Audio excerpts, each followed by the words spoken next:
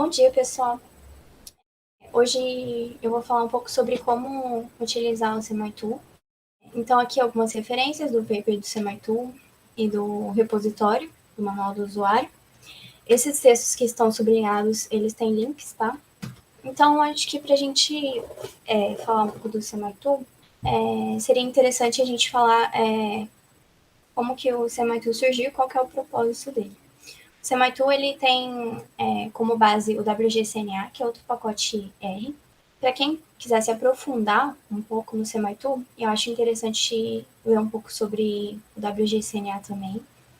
Aqui eu deixei o paper do WGCNA, a página dele e uma palestra do Howard, que é o desenvolvedor do WGCNA. Essa palestra é muito boa. Então, o WGCNA surgiu primeiramente com o intuito de se fazer análises de dados de expressão gênica para microarray, que era o tipo de dado de expressão gênica disponível na época.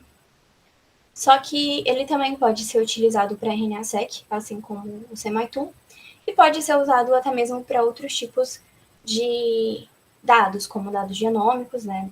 Dados de expressão de proteínas. Na verdade, a análise de coexpressão ela nada mais é do que uma análise de correlação. Ao invés de a gente representar essa correlação em uma matriz de correlação, que seria um tanto quanto complexo para nós que somos biólogos, e o foco do WGCNA e SemiTool é justamente usuários que venham da área de biologia, então essas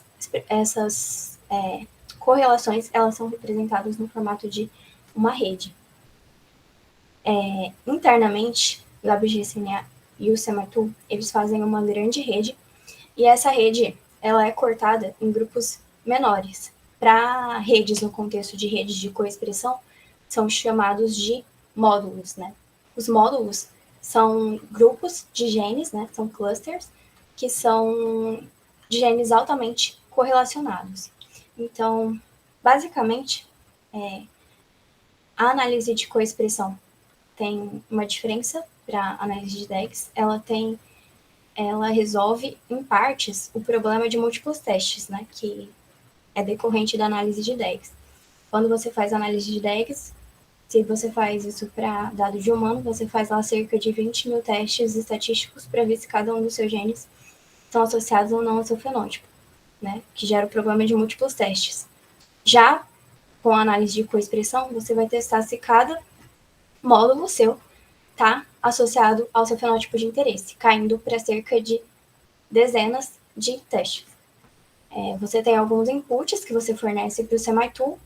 Um deles é obrigatório, que é a matriz de expressão, que é a partir de onde vai ser feitos os cálculos de correlação, ser montada a rede e os módulos.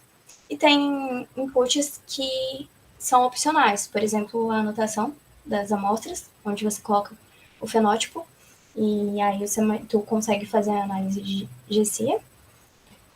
Os conjuntos de genes, os GeneSets, que pode ser vias, por exemplo, dar uma via do Reactome, pode ser também conjuntos de módulos. Eu gosto muito de usar o BTM do Elder, que são módulos de transcrição de sangue. Eu uso o dado de sangue. Pode ser também ontologias, por exemplo, as ontologias do Gene Ontology, né? Com base nesses conjuntos gênicos, o SemiTool consegue fazer análise de enriquecimento por hora. Você pode também dar interações gênicas, e essas interações gênicas também podem ser várias interações. Geralmente o pessoal aqui acredito que usa mais interação proteína-proteína, mas você pode dar interações, por exemplo, entre mRNA e microRNA para ver relações de regulação. E aí, aqui eu vou falar um pouco dos principais parâmetros. Então, esse parâmetro, você fornece o arquivo da matriz de expressão, que tem que ser normalizado. Esses 3 parâmetros são opcionais, como eu falei. O anote é onde você dá a anotação das amostras, e o GMT é onde você dá o arquivo de conjuntos gênicos, e ele tem que ser no formato GMT, tá, gente? E as interações, onde você dá o arquivo de interações gênicas. O parâmetro filter, o default dele é true, e eu recomendo que vocês usem true. Porque se vocês usarem como false, ele vai tentar fazer a rede com cerca de 20 mil genes. Isso vai demorar muito. E além de demorar muito, é um esforço que talvez não valha a pena, porque nem todos os genes são importantes para o processo que você quer olhar. Esse filtro, ele é um filtro que seleciona genes que seriam relevantes biologicamente, porque ele é um filtro com base na variância da expressão desses genes entre as amostras. Então, alguns dos outros parâmetros são o Apply VST. O VST ele é uma transformação, o padrão dele é false, mas para alguns dados de RNA-seq, exige-se que você aplique a transformação VST, dependendo de qual método de normalização você usou nesse dado de RNA-seq. O método de correlação, eu recomendo que vocês usem o Pearson. Pelo que eu tenho lido, o próprio Howard, que é o desenvolvedor do WGCNA, usa só Pearson. Às vezes que ele usou Spearman, ele falou que o resultado não ficou legal. Ele disse que você perde muito resultado, porque o Spearman, ele troca os valores por postos, né? O tipo de rede, o default, ele é unsigned, mas eu recomendo que vocês usem o signed. Era unsigned, porque unsigned era menos custoso computacionalmente, mas o algoritmo foi melhorando e vocês podem colocar signed normal. E o signed, o que significa? Significa que os módulos, dentro dos módulos, você só vai ter correlações positivas. Então, genes que estão dentro de um mesmo módulo vão estar altamente correlacionados positivamente. Já a unsigned, ela mistura correlação positiva e negativa. Mas e daí? Aí, o que se observa é que os resultados são biologicamente mais relevantes quando você coloca somente correlações positivas em um mesmo módulo.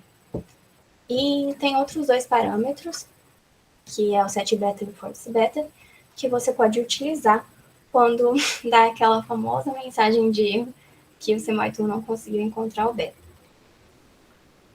Então, hoje eu trouxe um dado de microarray, que foi o que eu disponibilizei no Drive, e eu tenho também um dado de RNA-seq, só que eu acredito que eu não vou conseguir passar tudo isso hoje. Talvez eu faça um segundo training para mostrar o RNA-seq, para mostrar a transformação do ST.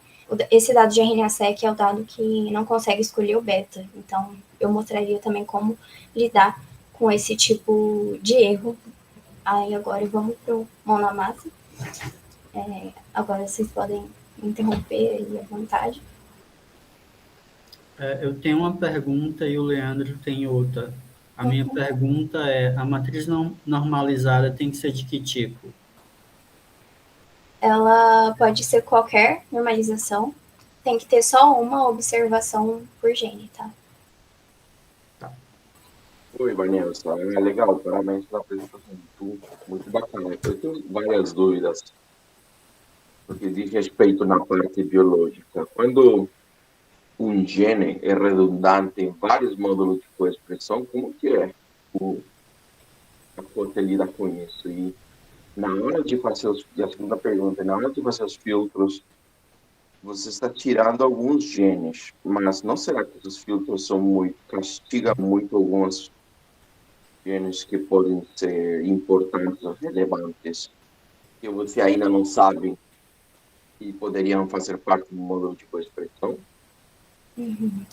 É uma boa pergunta. Então, em relação ao filtro, você pode alterar o filtro, né? Tem esse parâmetro aqui, o filter pival, que esse filtro, ele, até onde eu me lembro, ele tem como base uma distribuição gama invertida. E esse filter pival, o valor de corte nessa distribuição. Então, se você altera esse corte, você consegue colocar mais ou menos genes.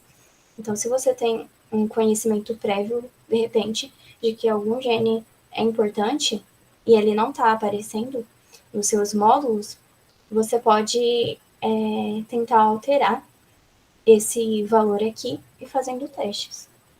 E outra coisa, a questão das correlações negativas e positivas dentro do mesmo módulo, por que você descarta a correlação negativa e positiva e só deixa as positivas? Porque, assim, se você parar para pensar, quando um processo biológico está acontecendo, tem provavelmente algum outro processo que está deixando de aparecer ou de funcionar.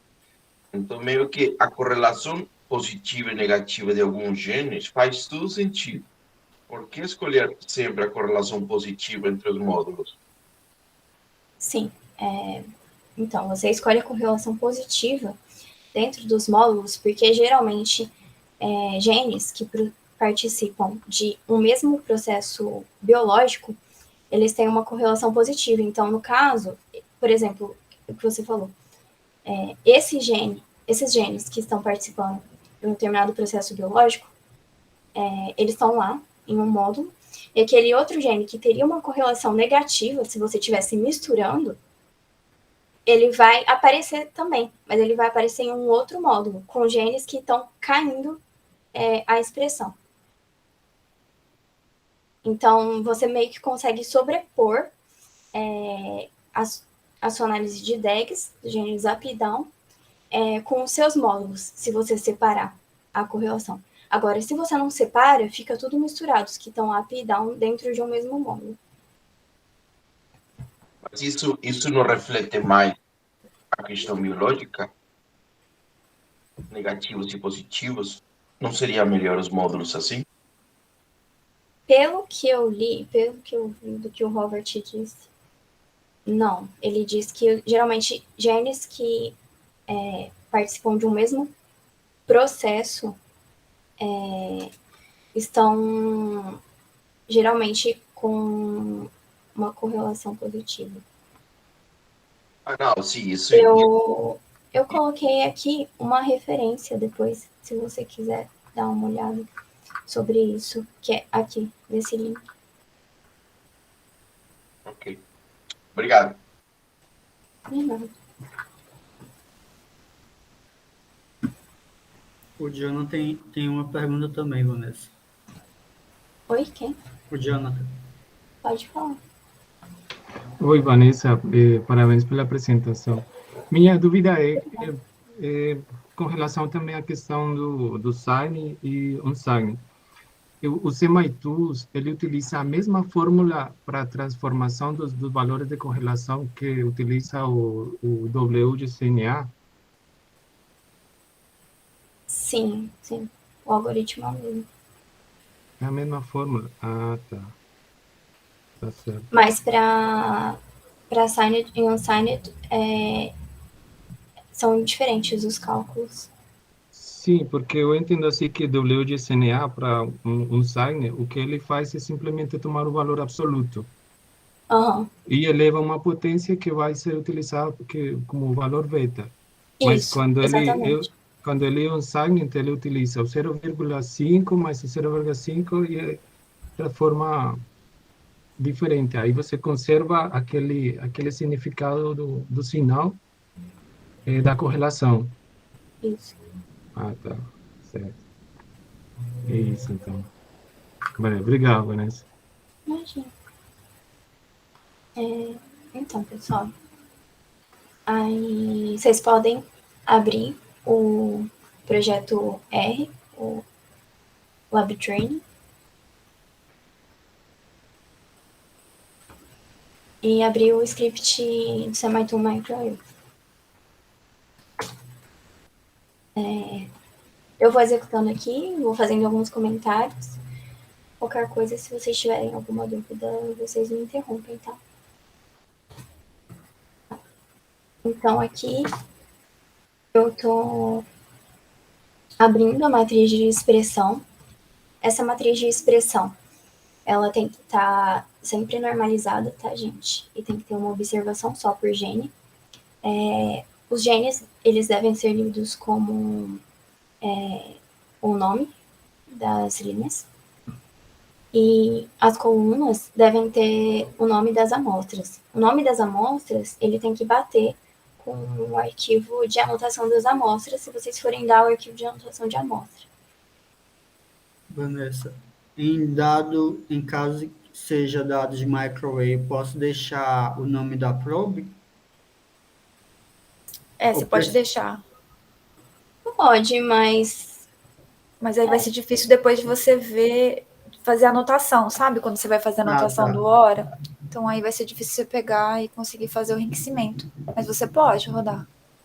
Mais uma coisa. Em caso de microarray, a gente tem os casos lá que tem mais de uma probe, né, para o mesmo gene. Uhum. E aí, como é que você faz? Aí você seleciona aquela que está com a maior expressão? É aquela que tem a maior média de expressão. Certo. Então, aqui é a anotação, né? Aqui tem várias colunas, porque é o meu dado da tese, né? E a Alder sugeriu que deixasse assim, mas as colunas que a gente precisa ter são só essas duas, que é o sample e o class. O sample, na verdade, o nome dele tem que sempre estar sample name. Inclusive aqui embaixo eu mudo, né? De sample para sample name. Então, o nome da coluna tem que estar como sample name e o outro como class. Então, na coluna sample name tem que estar o nome das amostras, igual no arquivo de expressão. E no class você vai ter os seus fenótipos, né? Paciente, controle, são os meus fenótipos. Aqui eu vou checar se as minhas amostras estão na mesma ordem. Elas estão na mesma ordem. E aí eu vou prosseguir. Vou ler o meu arquivo de conjuntos de genes do BTM. E lembrando que esse arquivo, gente, ele tem que ser GMT, tá? Aqui eu tô carregando essas interações. Essas interações, elas são interações que o próprio SemiTool disponibiliza, né? E se você estiver realmente interessado nas interações, eu não recomendo que você use essa interação aqui, porque ela já não está mais tão atualizada, né? Recomendo que você baixe lá a sua interação de proteína do string, ou, enfim, de outro banco de dados que tem a interação que você tem interesse. Vanessa, por onde baixa esse arquivo GMT que você usa? Esse arquivo GMT que eu estou usando, ele é do paper do Elder. Mandei aí no chat o site que é o do próprio GCE, do MSigDB, que tem vários arquivos GMT que você pode baixar, do Dio, do Hallmark Genes, do Reactome. Tem vários tipos de bancos de dados que você pode baixar aí, e todos vêm em formato GMT. Você pode escolher também se vem gene symbol, se vem em 3ID.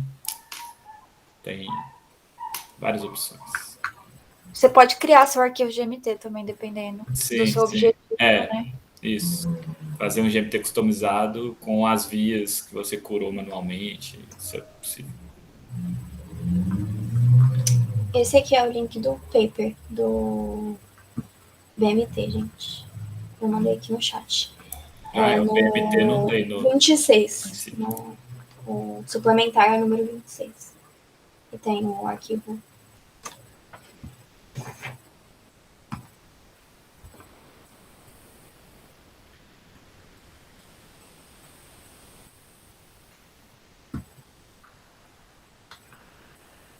Aí aqui, né, a gente vai rodar o SemiTool. Então, o parâmetro SPRE vai receber a matriz de expressão normalizada e com uma observação só por gene. A normalização pode ser qualquer uma, né, como eu disse. Anotação das amostras. Aí no GMT ele vai receber os conjuntos gênicos. Em interações ele vai receber arquivo de interações e filter true, como eu já expliquei antes. Plot true, para ele plotar os gráficos. Verbose true, para a gente saber em que parte do processo que ele está, porque o SemiTool demora bastante para rodar, como vocês vão perceber. Então é bom a gente sempre saber o que ele está fazendo. E o Network Silent, que eu já expliquei antes também.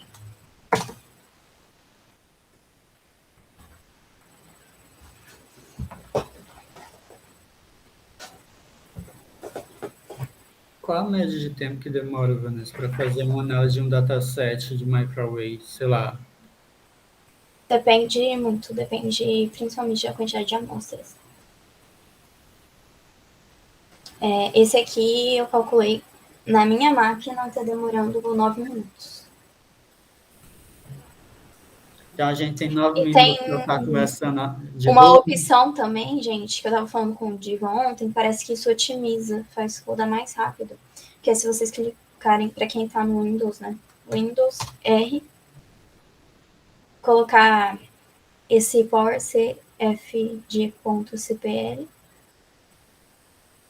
dá OK, aí vai aparecer essa tela aqui, aí vocês selecionam Alta Performance e Change aqui em Settings, Never,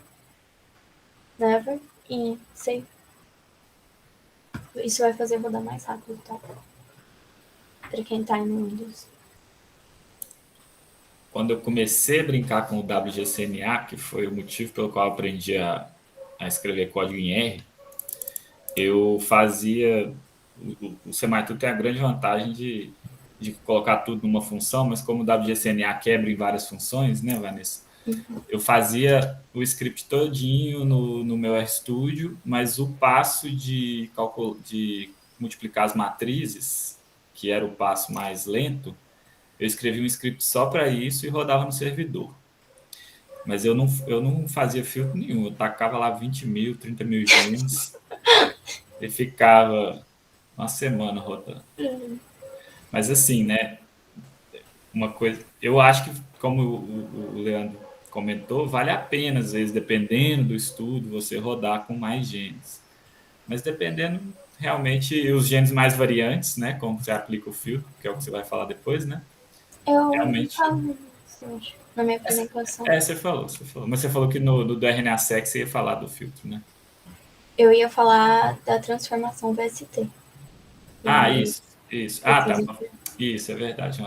Mas eu acho que essa transformação, ela não serve para cortar a variância. Mas se você cortar só os genes que variam mais, você vai estar, de fato, pegando só o que apareceria mesmo. Então, mas eu disse isso porque, às vezes, você pode escrever um script de forma a rodar só a parte mais demorada num servidor e o resto rodar em paralelo.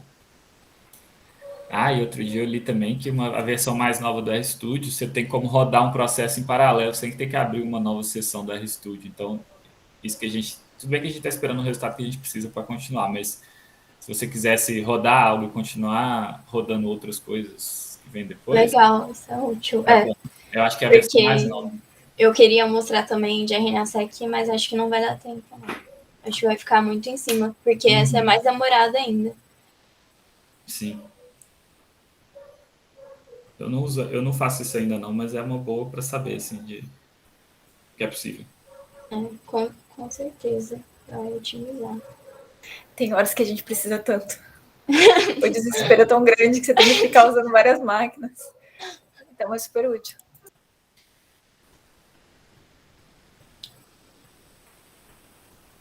Pessoal, então, essa linha aqui vai gerar o report, tá? O relatório com os resultados. Essa outra aqui vai gerar as tabelas e essa aqui vai guardar esses plots em PDF. Que são os mesmos plots dos reports, tá? Aqui é o report de diagnóstico. Quando você tem problema com beta, ele é muito útil para você poder entender, ter uma pista do que está acontecendo de errado. E às vezes eu também salvo o objeto SemiTool em um objeto, né? Porque demora muito para rodar.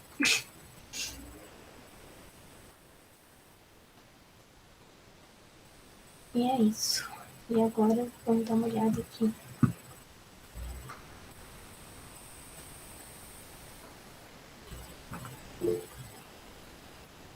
Oi, Edson. Vanessa, pelo que eu já tive experiência, né, com o SemiTools, ele gera aquele arquivo HTML, correto? Uhum. E aí você vai checando os resultados por aquele arquivo. Isso, esse aqui. Aí, o que Deixa acontece? eu trazer. Aqui. Em caso de... Aí, esse arquivo aí é um arquivo meio que interativo, né? Você vai mexendo nas abas e vai verificando os diferentes resultados de cada coisa, cada módulo, etc. Em caso de uma publicação, né, um paper, aí que eu quero disponibilizar esses dados para uma pessoa. E geralmente as revistas não aceitam esse arquivo HTML. E aí, como é que faz? É por isso que ele plota também em PDF.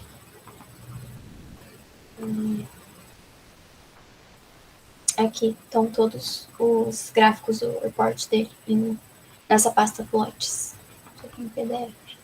E tem tudo de todos os modos, de todas as coisas. Tudo. Beleza, obrigado.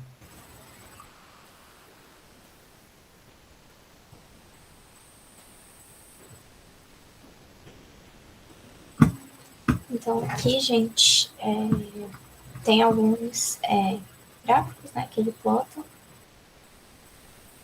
As amostras, como as amostras agrupam. Aquilo que eu falei, esse gráfico aqui é muito importante, principalmente quando você está analisando dados de RNA-seq. Observar ele. Se a expressão média está correlacionada com a variância. Se tiver, você olha aqui pelo R2, né? Se tiver alto, próximo de 1, né? Você tem que aplicar essa transformação VST para corrigir isso antes de fazer o seu MyTool, tá? É obrigatório. E o histograma de expressão, a curva do beta. Aqui o beta, ele varia entre 1 e 20 para quando a rede é unsigned e de 1 a 30 para quando ela é signed. O gráfico de conectividade, né? A conectividade dos genes vai descendo conforme o beta vai aumentando.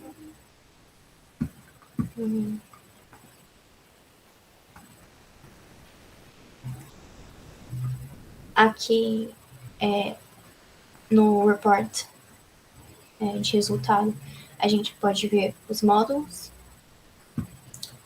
Aí a numeração dos módulos é de acordo com o número de genes, então o primeiro módulo é sempre o maior e assim por diante. O gráfico aqui do perfil de expressão ao longo das amostras. O enriquecimento. E você pode olhar se o módulo ele tem atividade aumentada ou diminuída para o seu fenótipo de interesse. Por exemplo,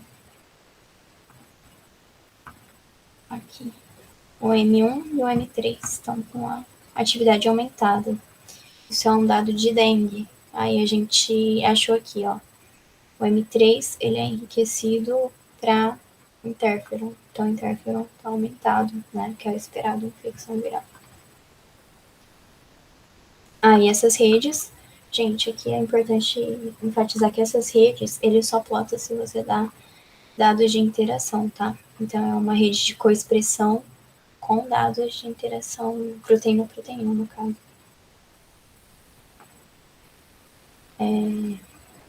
E aqui ele mostra os parâmetros que foram aplicados, né?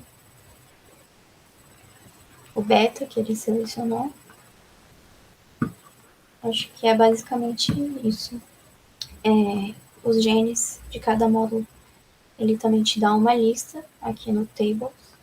Você consegue ter acesso. Pode falar, Edson. Vanessa, eu lembro que teve uma discussão, né, na defesa da Paty sobre o WGCNA e o SemiTools, que o WGCNA você tinha que estabelecer o beta e o SemiTools escolhia o beta automaticamente. Então, e aí, como é que fica isso no final das contas? Tipo, o SemiTools vai escolher o beta automaticamente e como é que eu sei se esse beta foi bom, se foi ruim, etc. O SemiTool, ele tem um algoritmo para escolher esse beta. E esse algoritmo tem como base em escolher um beta em que... Deixa eu mostrar aqui o gráfico, que acho que fica mais fácil de entender. Aqui, esse é o gráfico da relação do beta com o R2, né? O R2, ele é uma medida, né? Uma métrica que me indica quanto que a minha rede está aderindo ao modelo Scale Free, né? Que é um modelo de rede proposto pelo Barabase. Então, por que a gente quer que a nossa rede tenha adesão a esse modelo? Porque uma rede Scale Free é uma rede em que tem poucos elementos dessa rede, que tem muitas conexões, e tem muitos elementos que têm poucas conexões, assim como os genes, né? Se a gente pensar, por exemplo, tem algumas mutações em genes que tornam o feto inviável, né? Você tem aborto se você tiver mutação naqueles genes. Então, esses genes são muito importantes. Esses genes, eles são os genes hubs, né? Eles são os principais. Você não pode ter um problema neles. Mas esses genes são poucos. Então, por isso que a gente usa, né? A gente quer que a nossa rede siga o modelo de rede do Barabase, né? Que é a rede Scale Free, porque tem poucos genes que são muito importantes, são muito interligados, são gene hubs primordiais, assim, que você não... que você tem que ter, né? E tem bastante genes que têm menos interações. Então, o algoritmo do SemiTool, ele vai selecionar um beta de modo que o nosso R2 seja de no mínimo 0,8. E aí, ele vai olhando se tem betas posteriores, entre 1 e 30, que estejam como 0,8 ou próximos de 0,8, que tenham um ganho assim, significativo na adesão ao modelo Scale Free. Então, se o beta aumenta, mas não tem um ganho significativo na adesão ao modelo Scale Free, ele continua com beta menor, porque é mais interessante, porque os seus módulos vão ter mais genes, né? Os genes vão ter mais conexões.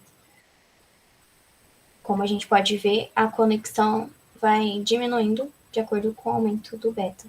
Então, é interessante sempre balancear essa questão da adesão ao modelo Scale Free e a escolha do beta. Mas pode acontecer que você fez uma análise e você vê que o SemiTool escolheu um beta ruim? Ou não? Ele sempre vai escolher o melhor? Não, porque ele sempre escolhe aderindo a esse modelo, como eu disse. Senão ele dá aquele erro. Beleza. Outra pergunta, eu acho que eu sei a resposta, mas só para confirmar, porque eu vi durante a sua apresentação, você falou em algum momento dos seus genes DAGs, mas no input da tabela que você coloca para fazer a análise, você não coloca só a tabela de gene DAGs, correto? Você coloca tudo. Não. Aliás, jamais façam isso. Tem que colocar tudo. Não filtra colocando só DAG, não. Tá errado.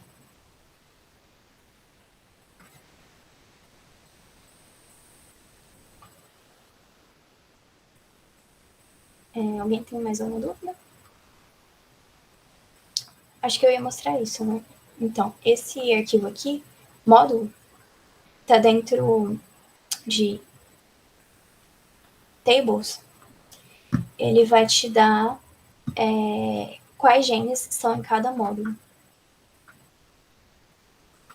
Aí, se você quiser, você pode usar isso aqui, por exemplo, no Gef, que é o que eu faço, para visualizar a sua rede, né? Porque, como eu falei, o SemiTool só visualiza se você dá interações para ele. Acho que é isso, pessoal. Não dá para eu começar o de RNA-seq, talvez no outro dia eu possa mostrar o de RNA-seq e mostrar o problema do beta. Tá nesse aqui. Vanessa, mostra os gráficos que saem dele, os profiles plots, as coisas. Esse profile tá bem bonito do módulo 1, né? Dá pra ver bem a diferença entre as classes. Dá Da pra ver, expressão. teve um aumento.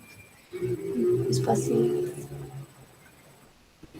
Então, aqui é o perfil de expressão entre as amostras, né? Essa linha preta é a média de expressão nas amostras, né? Dos genes que estão dentro daquele módulo, né? Do módulo 1, aqui no caso.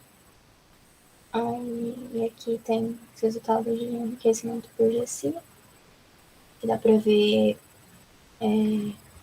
quais módulos que têm atividade aumentada, no seu fenótipo de interesse, qual tem a atividade diminuída.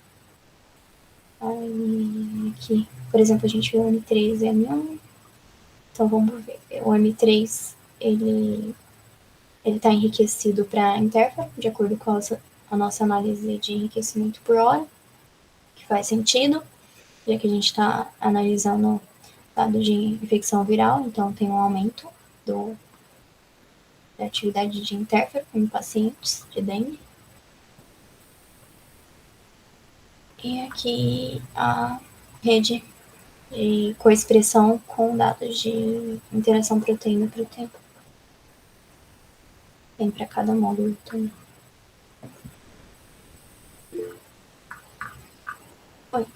Vanessa, você tem acesso a essa tabela de Over Representation Analysis das guias? Aí tem os valores lá Em de tables também tá. etc.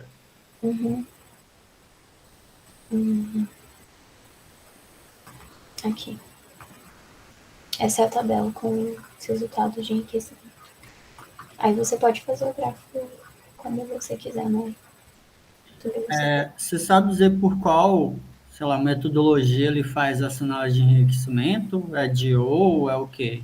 Ele usa o pacote do Cluster Profiler. Ele faz um teste de Fisher, teste exato de Fisher no lateral, à direita. Tá bom.